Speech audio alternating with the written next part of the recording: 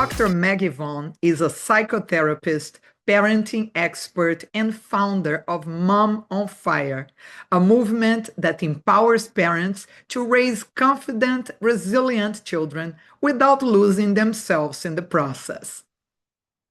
With more than 20 years of clinical experience, she helps families break free from the pressure of overparent, overspend, and overschedule. Her upcoming book, Beyond Perfect, is a guide for raising grounded children in an age of constant comparison and parental burnout. Dr. Vaughn, be very welcome to our show. Well, thank you so much for having me. I'm really, really excited to talk about this and to be here.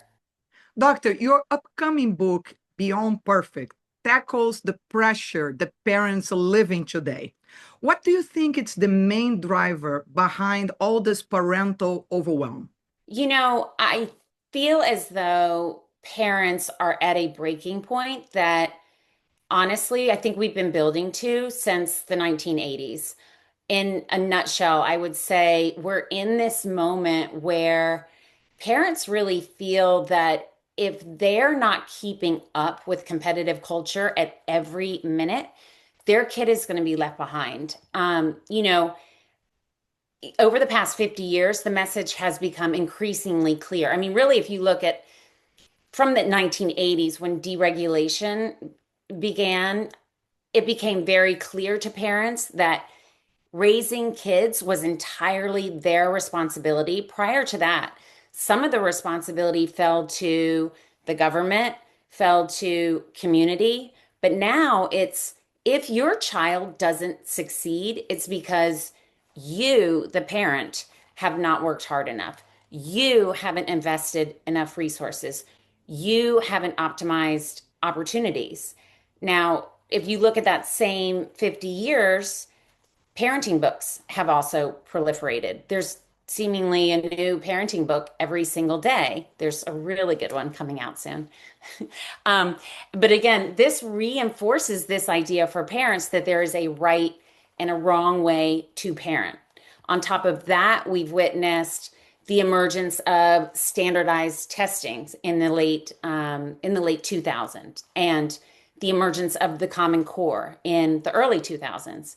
So, I mean, the emergence of standardized testing in the late 20th century and then the emergence of Common Core in the early 20th century, which have made academics measurable and rankable. Every student's progress is now tracked and compared at every single grade level. Schools are tracked and compared. So there's pressure from the schools on the kids to perform, and that pressure then ultimately lands in the laps of parents.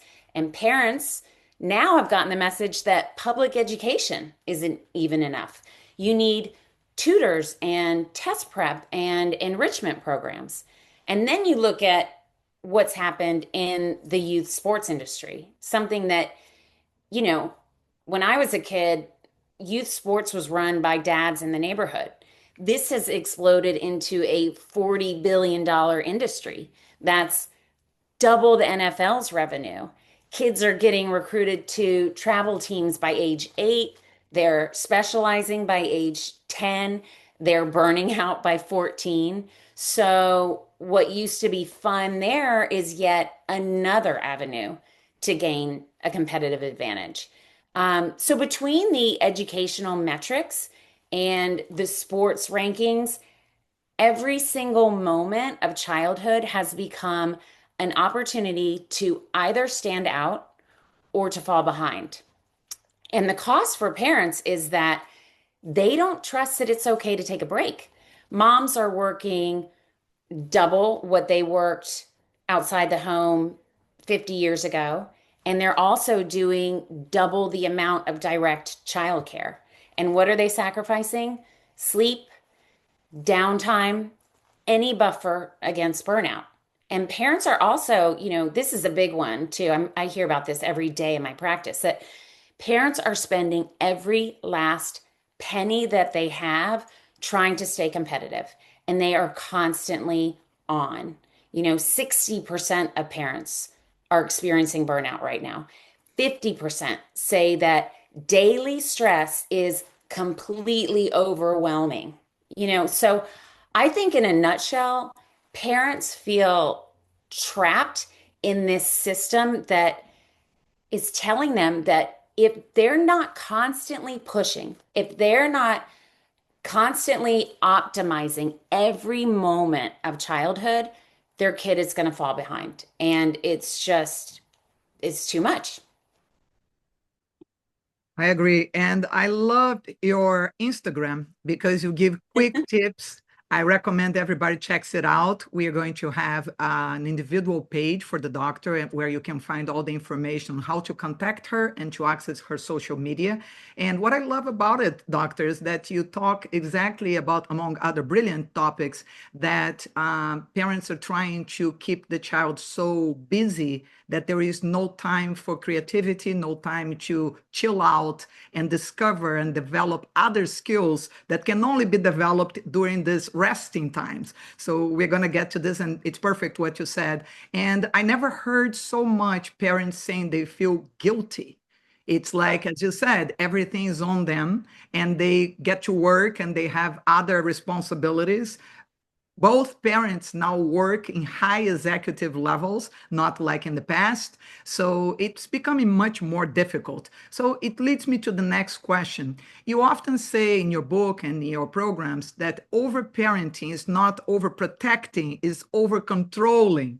Can you explain to our audience, please, what does it mean and why it unintentionally can harm children's confidence? When you are making every decision about how your child spends their time, you think you're protecting them and you think you're guaranteeing them a successful future and happiness. But the reality is, and parents do not realize this, they're in part doing the opposite of that because when you're controlling every minute of the schedule, you're undermining the development of critical problem solving and thinking skills. We're stripping our kids of the chance to discover on their own who they are, what they care about, what they're capable of overcoming, how to just navigate the world on their own. And I think, in fact, it's a good question because I think overparenting has a lot to do with why nearly 50% of adults under the age of 30 in the United States are living at home. Now that's not a cultural thing here. That used to be you left for college and that was it. You didn't come back. But the difference now, and I'm seeing this all the time in my practice because these young adults are showing up and they they're the perfect models of success. They're a parent's dream on paper. But they come to me after having gotten the perfect grades, having gotten into the elite colleges, having landed the ideal job, and they come to my office and they're like, why am I here? Like, there's no intrinsic motivation. There's no sense of attachment to what they're doing. Once they get beyond the grades that they've always been pushed to achieve, once they move beyond the sports teams that they identified with for their entire lives, they have to renegotiate their entire identities. And there's no deep sense of purpose because they've spent so long pursuing other people's goals that they often don't know what they really care about. They do know how to achieve. I'm going to give them that. They know how to achieve, but they often feel empty on the inside and not really in touch with who they are and what matters to them, where they find meaning. And they also don't necessarily trust that they can do life without all of that direction, all of the direction that they had growing up. Yeah, it's a lot of, as you said, tutors, travel sports, enrichment programs.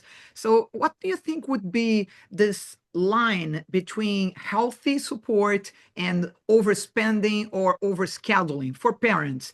And for the kids, what would be productive for them to having the best? Like we can make a comparison with the old Swiss schools. For years, people were going to those Swiss schools where they had all that, but they felt less overwhelmed. Maybe it was delivered in a different way, maybe without so much of the result being important. It was more so they could know how to be in social places, speaking different languages and knowing different sports, just to function more than to perform. And if there was any difference, if you could comment upon these two things.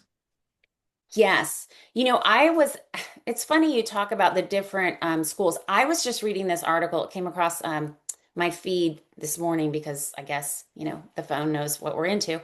Um, and I was reading that this generation in the United States born between 97 and 2010, they do not enjoy reading and they are not reading to their kids at all. And I think what's happened is, if you look at the late 90s, the early 2000s, this is exactly when the standardized testing and the Common Core came in, and we started studying to the test. It was all about you learn the skills, you take the drills. And what gets lost in that again is the intrinsic motivation. You lose when you're just reading to pass a certain test, to see how many words you can read accurately within a minute. You're missing the whole point. You're missing the enjoyment of reading, so you stop doing it on your own and for fun. And that this is what I think has happened in our culture is everything is about a test. And everything is about, doing well on the test so that you learn, so that your parent learns that you're enough. And No we, experience anymore. It's just yeah, results. yeah. And we've missed the bigger picture. What is the bigger picture? And back to the first question you were asking in regard to this is where I think perspective taking is so important. I always think it's a good idea for parents to step back and say, okay, what am I doing all of this for? What is my ultimate goal as a parent? Am I do scheduling all of these things because I'm trying to make my kid happy? Am I trying to ensure that they can make a living someday? And if so, is what I'm doing going to serve that end? Other questions to ask yourself are, how is this affecting my child right now? Because your child's life is now. Your child's life is not when they turn 20 and whatever. It's not in the future. This is it. And they only get one childhood. Um, how does keeping up with all of this scheduling affect my parenting experience? And how does this impact my relationship with my child? And usually, when parents ask themselves those questions, they wind up with a pretty solid idea of how all of this scheduling is serving them and their family. And in a way, right, doctor, the parents are also caught up in this kind of perfection loop. So for those who feel they are, do you think, is there any small shift that they could immediately attempt to do to break it? Yes, absolutely. It's hard because the thing about being caught in that perfection loop is you can't turn off and you don't trust that you can turn off. Everything feels urgent. You're exhausted, but you can't rest. It doesn't feel possible. But one thing I think pretty much anyone can do is what I call the first five after school. And it's just when you first reconnect with your child, when they get home from school or when you get back from work, whenever, just give them 5 minutes of warm, undivided attention before launching into the logistics. None of the, how was the test? Did you remember your homework? What'd your teacher say? All this stuff that we we tend to do. Just witness them and be present and be subtle, just let them settle down. But the tiny thing that this does for both you and your child is it just allows kind of a nervous system reset before all of the cortisol kicks in, with all of the evening demands, and it reminds both of you that everything's okay, as long as you have that connection, you're fine. That's ultimately all that matters. This is ultimately what it's all about. Is just we're together and we're okay. And that 5 minutes, literally, you have to trust me on that. 5 minutes can change your whole afternoon. It's just this first step towards breaking that loop. And, if you can do that for a month, you can add in another 5 minutes somewhere else. Perfect. And I love that you put the two of them together because how can parents model calm and resilience when they are burned out themselves, right? Oh, yeah. And that's a good question because the truth is, you can't pour from an empty cup, but your child can't wait for you to be perfectly rested, and calm to start helping them. So, I would emphasize try not to be perfectionistic about it. Remind yourself that your kids look to you, to determine how they should feel. I always say to my clients, you are your child's environment. This is called co-regulation. When your child is upset and you just slow your breath and settle your shoulders, soften your voice, their nervous system mirrors that safety. Oh, Your calm becomes theirs. And you don't have to be perfectly calm inside. You just need to regulate your external response enough that you're not causing them any unnecessary angst. that- that's great, doctor. And it leads me to something else that I found brilliant in your Instagram, which was talking about never stop asking kids, did you have fun when they come from a place? Would you tell the audience what I'm talking about? I thought that was brilliant and really makes a huge difference. Well, it's a little like, did you get an A? Did you score a goal? That's not the point. And we don't want to send our kids the message that it's all about having fun. As I have a great therapist friend who always says, not everything has to be delicious. Like, you can have some delicious meals, great, and you enjoy those. But if not every meal is delicious, that's okay. You're still alive. That means you're going to look forward to the next delicious meal even more. I just don't think it's a good idea to set our kids up for particular expectations of any sort. I think it's important to raise our kids according to the values that we want them to hold. So, um, did they connect meaningfully with anyone today? Did they help anyone out today? Did they, what did they get out of this experience? But it's not all about fun. If you tell kids or imply to kids that everything ought to be fun, they'll become disillusioned with their lives really quickly.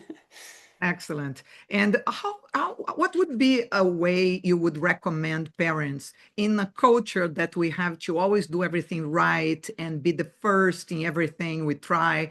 How can they make mistakes? How can they go through an experience, challenge themselves without being afraid of labels and afraid of failing, knowing that that's part of life as well? Well, this is huge. I think this is first and foremost, you have to model for your kids that it is okay to make mistakes. I make a point of verbalizing my mistakes and embracing them. In fact, making them big. If I drop my coffee cup on the floor, I'm like, oh, mommy, look at what I did. But I don't shame myself. I don't say, oh, such an idiot. How could I do that? Your kids are looking to you and how you treat yourself to determine how they themselves ought to cope with their own mistakes. They're looking to you to determine what the meaning is of mistakes. And when you can live with yourself and all your mistakes, they're going to feel free to take reasonable risks. And taking risks is so important for kids. You can't get anywhere in life if you don't take risks. You never really know you've accomplished anything unless you've taken on something that you might potentially fail. So I think wonderful for parents to start by verbalizing that, identifying the mistakes they've made, embrace them with no shame. Do the same for their kids. Say, whatever. So you made a mistake. That's fine. Did you learn something from it? How do you want to try it differently next time? Would you like any support? Or, just get curious about them. And, I think by behaving in those ways, your kids will learn that mistakes aren't anything to be feared. And you introduce in your book the concept of parenting from presence, not panic. What does that look like in real life, and especially with teens? You know, here's what's happening is we're all so worried about the future that we're actually living there. And we're under so much pressure that we're constantly bracing ourselves for the worst. And the problem is that when we're living in the future, we're not able to connect with our kids in this moment. We're unable to enjoy the things that are working right now. And the takeaway for our kids is we have to get ready for the bad thing instead of let's just be in this moment. Let's enjoy now and let's trust that we can manage the bad thing if it occurs. When you're in a place of panic, you're operating from urgency. In Panic projects forward all of the horrible things that could potentially happen. When you're present, you're in this moment. You'll say something like, hey, I noticed you're struggling in math. That must be really frustrating. Do you want to talk about it? So it operates from this place of curiosity and connection, and it allows you to explore the current moment from different angles to find new ways of looking at things and other ways of doing things so that you can arrive at solutions. If you want to take a real life example, let's say your kid comes home with a bad grade. If you're in panic mode, you immediately start trying to fix it. Should I call your teacher? What happened? Can you retake the test? And you're not a bad parent for doing that. You're just a parent who cares. But when you're in that place of fear, you're missing the opportunity to connect with your child and you're adding pressure. And you're also obstructing problem solving. When you're present, you can pause and take a breath and say, hey, welcome home. Do you want to tell me what happened or do you need a minute? And once your child has settled, you can get into, more of the detail. Again, curiosity, connection. Okay, so what did you learn about it? What do you think we could try differently next time? Do you want help or do you want to try to tackle this on your own? So the key shifts are leading with connection before correcting or trying to fix things, trying to stay in this moment, not catastrophizing about what might happen tomorrow, asking questions, getting curious, and trusting that you can handle things as they come up. Excellent. I have a question about the teenagers, this era where you have to deal with being a parent and at the same time trying to be understanding and understanding their limits. Some parents, we do some social initiatives here with women, and they say, my kids were very close to me up to 12, 13. And then there was a time that I tried to remain in the friendly department with some authority, and they started challenging me and talking louder. Then I had to become more of a parent. And others say, I can never give them this kind of close contact of are you okay? Or something happened when they don't ace all their tests because they're going to think I'm not an authority. They're not going to respect me. They're going to stay in their room watching TV all the time. So I think it's excellent what you say because I was raised like this, like with this coming home. And if something didn't go right, I would have from my parents this what happened, what went wrong, but without that horrendous pressure. And then I would never feel that because of that, I would have to study less or not be responsible. That was my personal goal. And my parents were helping me get there, not putting more pressure when I could not achieve it. So personally, I think this works. But a lot of people say, oh, not all kids are prepared to do that. What's your general experience? People complain about the same. Some can do it, some need to be a bit more authoritarian, or teenagers will talk over them or not respect them. Did you have any of these experiences in your practice? Any complaints about this? Absolutely. I think it's a hard line to tread with teenagers.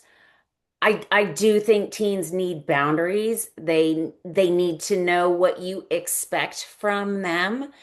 Um, but what works best with teens is, let's just remember, kids on the whole, what they want more than anything is to know that you think they're fabulous. So the way to get them to keep doing what you want them to do is reinforce the values behind whatever it is they're doing right. So even if it's not in the area of schooling, if they're putting away, they're washing a dish after dinner, be like, thank you. I so appreciate you being responsible. Just everyone chipping in a little bit makes a huge difference for the family. So you're reinforcing responsibility. And at some point, that's going to start to generalize across the life. You want to talk about the values that you appreciate in people, generally speaking. So, um, I just so appreciate in my work people who I'm quoting myself. I so appreciate people at work who work hard, who are reliable, who I don't have to worry about showing up and just doing their job. And they're always so, these are the people I want to keep working with, are the people who care about how the group on the whole does. So you're emphasizing values all the time. You're not necessarily picking apart each behavior of your child and scrutinizing it because teens don't want that. They don't want to feel as though they're under, a microscope. So emphasize the values as opposed to particular outcomes that you want. When you emphasize outcomes, things get scary. They get scared to try. They get scared to be seen because they think, oh, it's this outcome that makes me matter, not who I am that makes me matter. So reflect back to your kid what it is that's wonderful about them. Believe me, they're going to want to keep living out those parts of themselves. But yes, tell them what you expect, but without I wouldn't necessarily tell them how to do it. I would just say, listen, you're a responsible person. You're a good person. I know you're going to do the right thing when it comes to school because that's who you are. And if you need my help, I am here to help you. If you want me to help you find somebody else to help you, I can do that. But you let me know. So you tell them what you expect and you reinforce the values. And I think with that, they'll get there.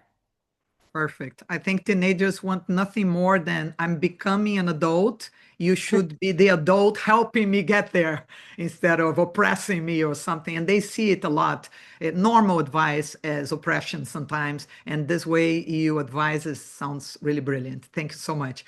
Doctor, we got a question from our social media. As I said, we have a lot of our audience is made of executives living abroad all over the world, not only here in New York. So other than all the problems, the parental problems that we have been discussing, they said we deal with cross-cultural issues, especially when our kids are born abroad and we try to raise them as we were raised. Any advice on that front? Oh, it's so hard. I see this all the time. You know, I think it's you have to realize, I mean, think back to when you were a teen. What was the most important thing? Fitting in with your peers. So they're going to try to do that, and it's important that they do, otherwise they will suffer. So I think allowing your kids to find their way in this new peer group, it can be crushing when you see them behaving in ways that don't align with your cultural traditions and values. It really is hard as a parent. But as long as they're being good people, I would allow them to do that because they really do need to fit in with their friends. On the other hand, I would also at home introduce them to your traditions, reinforce the home traditions, say this is a special thing about our family. This is how we share our family time. This is what makes us unique as a family. It makes our family special so that your child can have both. They might not appreciate it now. At some point they're going to come full circle and they'll find a way to integrate both. And you have to trust that, but it is hard when you're in the middle of it because it feels, you know what it is? It feels like a departure from you. And it's not that. It's not a departure from you. They love you, they're deeply attached to you, but they have got to fit in. Excellent. And how parents could simplify some of their family systems without feeling guilt? Oh gosh. Well, guilt is an epidemic. I think your kid pops its head out and then you're guilty. You're feeling guilty for everything you're not doing. So it's very hard. But I would say you've got to practice. You've got to try to recognize that parenting it's messy. It is nothing is ever completely done. As soon as you have a child, you're cutting, you're shortcutting work and the home. And so I think you've got to accept that this is what it means to be a parent, that you can't do 100% of everything. You can't do everything well. I would try to prioritize, identify like what matters most to you, and find those things at the bottom of the list and try to allow yourself to cut some corners.